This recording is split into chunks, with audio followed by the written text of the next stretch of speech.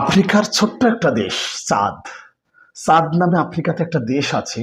আমি রমজান মাসের একটা ঘটনা আপনাদের সামনে তুলে ধরবো, আপনাদের শরীরের লোম দাঁড়িয়ে যাবে।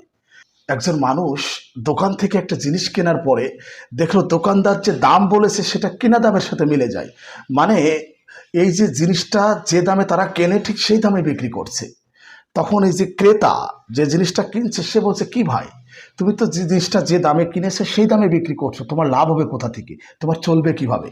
তখন ওই দোকানদার বলছে যে এখন রমজান মাস, আমরা রমজান মাসে কোনো লাভ করি না, যে দামে কিনি সেই দামে বিক্রি করি।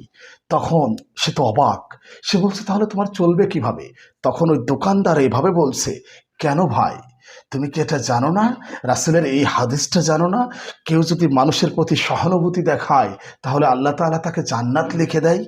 তখন ওই যে ক্রেতা তো অবাক দোকানদারের এই কথা শুনে।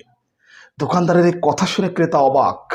যাই হোক, ওই জিনিসটা কেনার পরে ক্রেতা যখন দোকান থেকে বের হয়ে যাবে তখন পকেট থেকে কিছু টাকা বের করে দোকানদারের হাতে দিয়ে বলছে, এটা তোমার হাদিয়া। তুমি যেহেতু তোমার জিনিস বিক্রি করে, মাল বিক্রি করে লাভ করোনি, কিন্তু আমি এটা তোমাকে হাদিয়া দিলাম।